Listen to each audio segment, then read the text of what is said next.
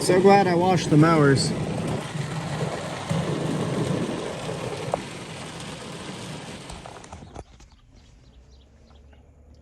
Morning, everybody. How's today? If you seen yesterday's video, you know I had to turn around and run back and get my headphones because, you know, stuff happens. Well, today, forgot my watch. At this point, pretty sure if my head wasn't screwed on, I'd forget it as well.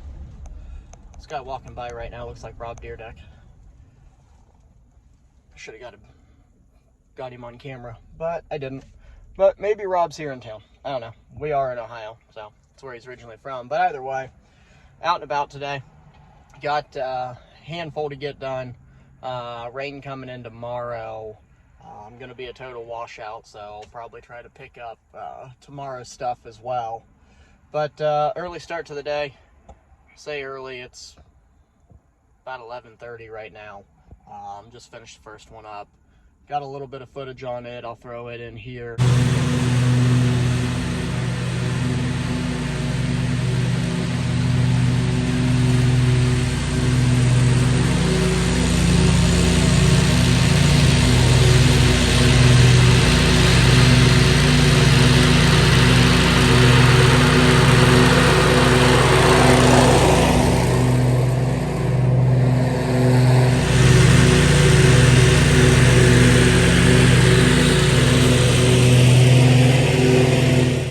But yeah, let's crack on and see what happens today. Thanks for stopping back.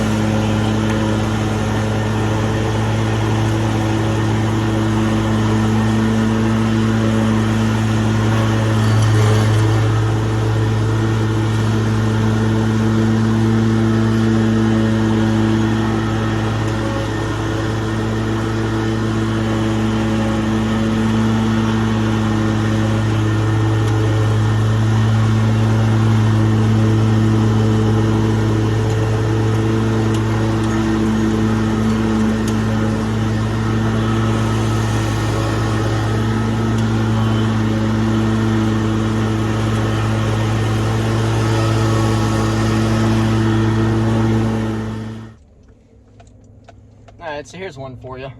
What's your guys' thoughts on bi-weekly properties? Bi-weekly maintenance, bi-weekly service, stuff like that. I know I've seen a lot of guys recently in the last couple of years have switched. Don't offer bi-weekly anymore, don't do this, don't even bring it up when they're quoting a customer or talking with somebody. It's weekly or nothing. You know, what's your guys' thoughts? I've got a handful of carryovers from first year that were bi-weekly properties that I still kept them on that schedule just because it works out not only for me but for them. Now the downside of a bi-weekly property, especially now like the one I just did, it's been about 12 days since I was at that one. Thankfully that one doesn't grow very much, but middle of spring bi-weekly properties, you're looking at, you know, 10 to 12 inches of grass length by the time you get back to it, depending on how well the grass grows. And that's going to put more strain on your mower, more strain on your equipment. It's going to take you longer. And you know, if you're only charging $40 to cut a yard and it takes you 45 minutes to get it done because you're doing it every 10 to 14 days, well, you're kind of shooting yourself in the foot.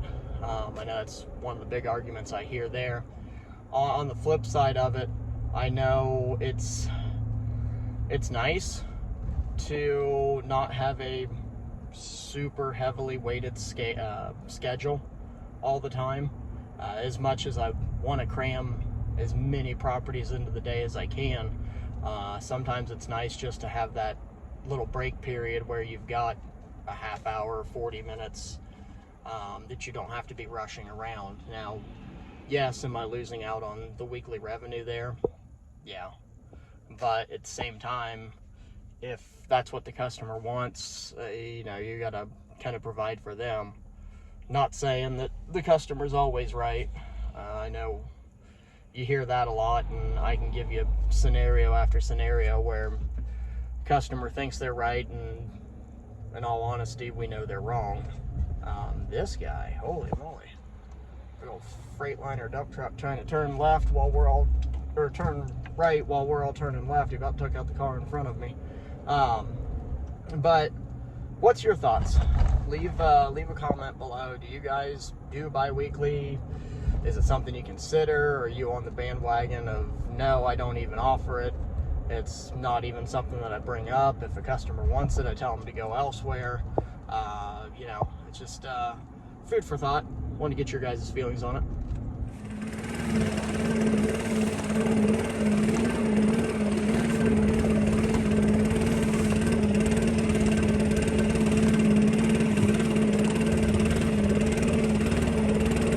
So remember the other day when I was talking about properties having grass just left all over? Look at this over here. This is what I'm seeing a lot right now. I know that area is probably just like a once a month or once every 3 weeks as needed area, but that's what I'm seeing a lot in the area right now, guys. And that's what I'm talking about. If your yards are looking like that after you leave, and it's something you're doing weekly or even bi-weekly, I touched on earlier, that's a good way to start losing customers. Don't leave them looking like that. Leave them looking like this.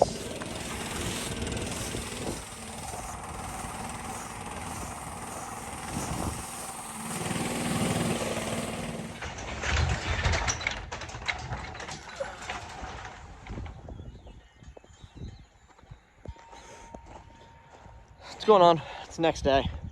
Got home last night and it was nice out. Kids wanted to play. We played a little bit, and then I don't really think we did too much anything after that. So put the camera down for a while. Figure I'll finish up this today with you guys. But it actually looks really nice out right now. This morning we had rain. It was pouring. I'll bet we got almost an inch of rain overnight into the morning. Right now it's gorgeous.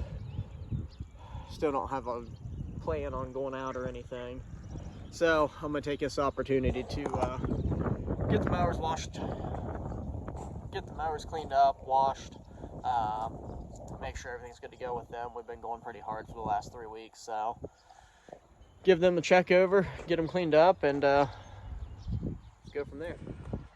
So this is what I'm gonna use. Normally use Purple Power. I couldn't find any, so just picked this up. Just a regular degreaser. Found it works best to get this grime and dirt and mud and all the other junk that builds up on here.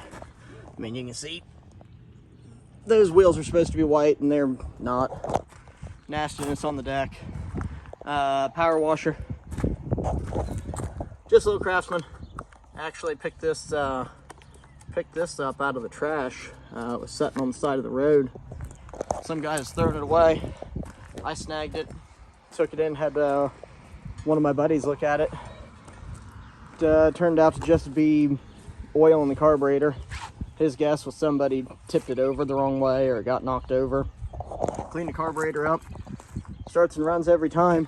You can see, still got the tags on it from the store. The only thing I don't have for it's the handle, but you know, make do without it. And that purple degreaser, it did say to dilute it. You're supposed to do that. I know in the past I've not, but I've also heard stories of people going with straight concentrate, washing mowers, and it'll actually take the wax layer or the coating or whatever it is they put on these things when they're new. It'll take that shine right off of it. So be careful. You can, like I said, run it without diluting it down. I'm going to dilute this stuff a little bit just to not damage the paint any. Like I said, it doesn't normally happen, but I have heard stories of that, so just something to be mindful of.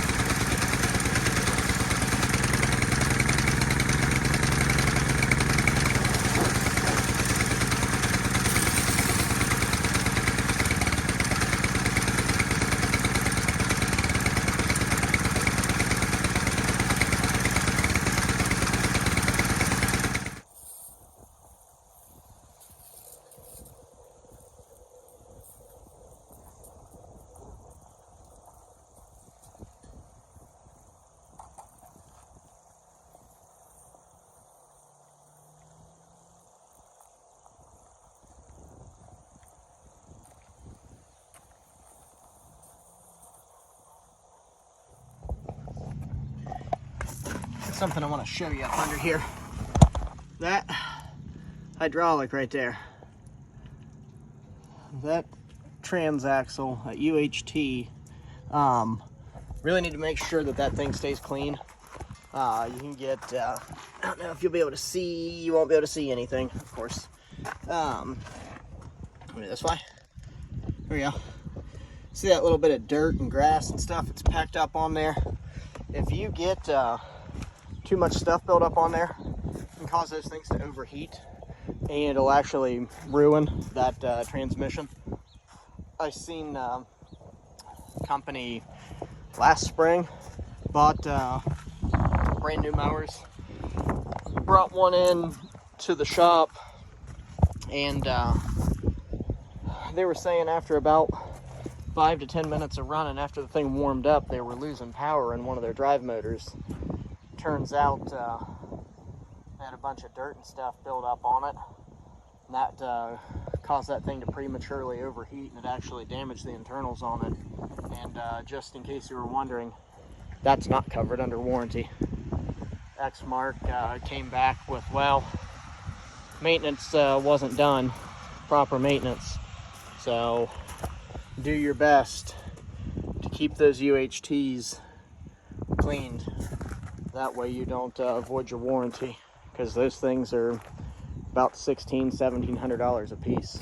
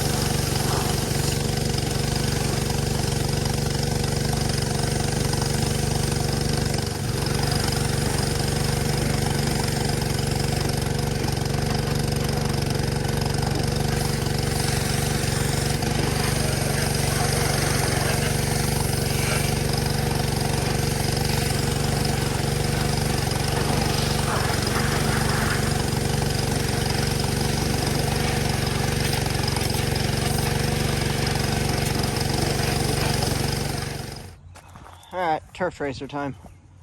Yeah. Well, it was looking nice out here. I might want to hurry up. Look at that. Just caked.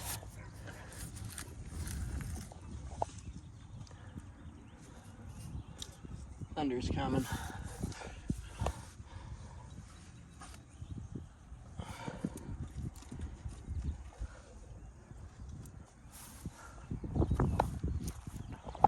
Well, I might get this one in before it rains.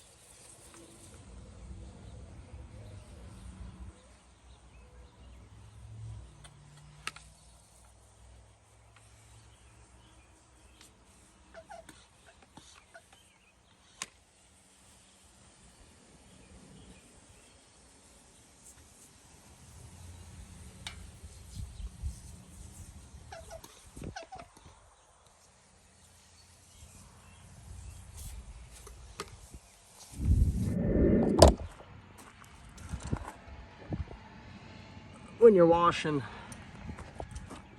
maybe try to blow or push out, what have you, all the old grease that's just kind of hanging around.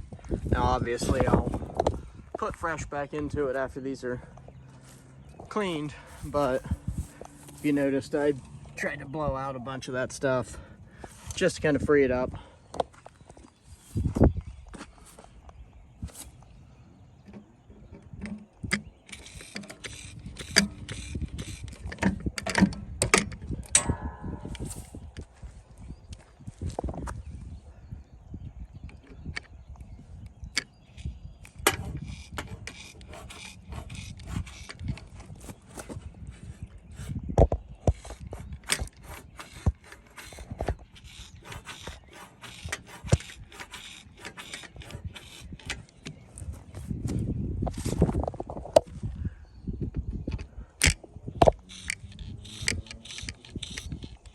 Yep.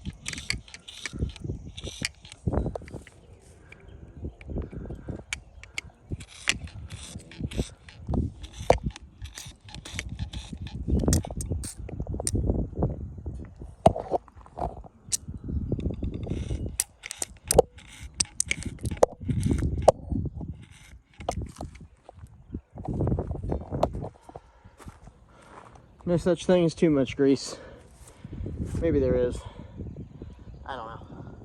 Not risking it.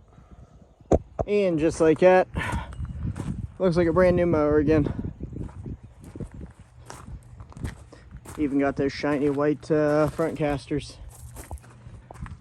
I thought about getting the Armor All out and Armor All in the rear tires, but I don't know if I have enough to get all that black surface.